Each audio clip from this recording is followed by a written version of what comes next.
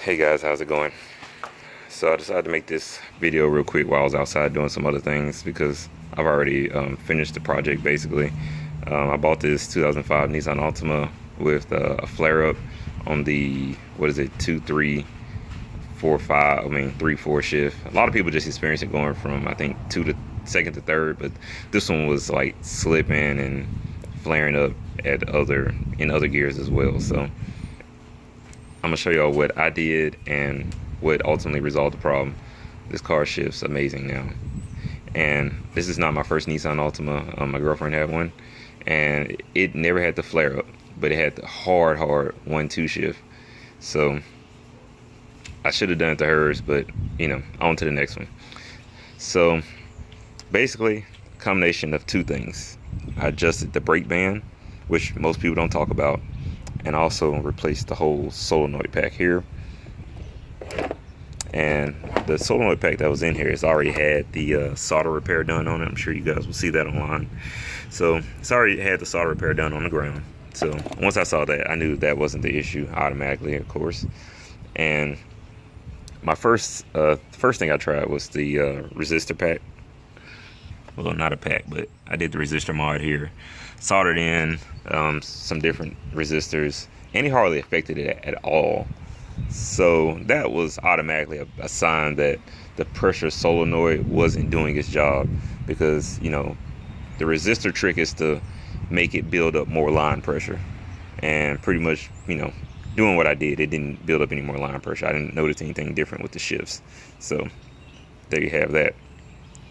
So the brake band bolt is located right underneath the starter. I'm not gonna be able to show it to you. I might post another video of me in there with the wheel off, so you might see an insert there for that.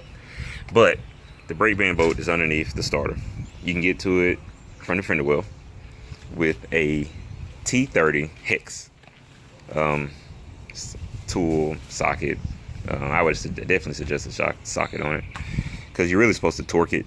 I wasn't able to torque mine because it just felt way too loose, so I just did some guessing on where to set it at, and I might still adjust it some more because I do feel like I might have it too tight, but it doesn't really affect the car in any negative way. So the main thing here, solenoid pack.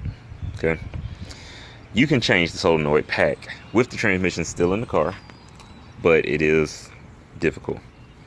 It is not for a noob. You need full sets of tools, jack stands, everything, the whole shebang. So what I did was disconnected this motor mount here, motor and trans mount front, then there's another one in the back there. So two of those, not too bad, not too hard to get to. I left this one over here connected to keep the transmission up. But basically the goal here is to be able to lower the subframe. And I only want to lower it on one side. So there are two mounting points. One at the front, naturally, and one in the back, right around this area. So I was able to disconnect it there and lower the subframe. I had to pull on it a little bit, like pry, to create the separation I needed. Let me get myself down here. So pretty much you can see the transmission oil pan here. It's not much separation, and there's a lot of bolts on here. I think it's 22 of them to be exact, and there's quite a few of them that are actually underneath or above this subframe right here. So you absolutely have to drop the subframe, and that will allow you to have access to the valve body and the solenoids. The bad news here is you cannot take the solenoid pack off without removing the valve body. Not that I was able to. You know, I'm pretty crafty with the stuff. You know, I was able to get out all the bolts, and it's hard even getting the other ones out. Hold on, let me show y'all.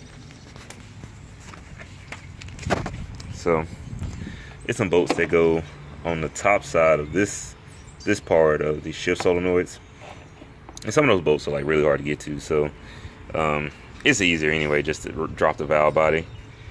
But you need to know what you're doing before you do that. You want to know exactly what bolts you need to remove. It's not going to be devastating if you remove one wrong bolt, but you don't want to remove all of them and cause the whole valve body to separate. Then you're going to have some real issues. So look online, find the diagram for the valve body, determine which ones are actually needed to drop it, okay? Let me see if I can find the one I did real quick. I might edit this video if I like y'all, but I might not have time to. I don't see the paper, so either way, it's all good. All right, so let's see. Hi, how are you? I'm doing fine. It's my neighbor. So once you drop the valve body, then you'll have access to go ahead and simply just take the solenoid pack off, push everything back in there, simple and done, and reassemble basically. And really that's the best shot you got without replacing the transmission on these things. I can't really say the transmissions are really just bad, they just have bad pressure control solenoids in them, and it doesn't hurt to have a fresh shift solenoids either. So this fixed my problem. My transmission shifts really good in this car now, and when I say good, I mean really good, better than I thought it would, especially for the amount of money spent. You know, you're talking about $100 fluid, cheap little solenoid pack. I got mine off eBay, so I'm cheap like that. But you can go ahead and get a good legitimate set for like $200 if that's your preference. No judgment, and do it that way. But guys, pretty much the synopsis of it all is adjust your brake band. They do wear down over the years, and you're gonna replace your solenoid pack here. Just they wear out and they give you hell. So hopefully I help somebody out in this video and give you all the motivation to go and do it yourself, or you know, get somebody that knows a little something about cars to do it for you. Have a good one.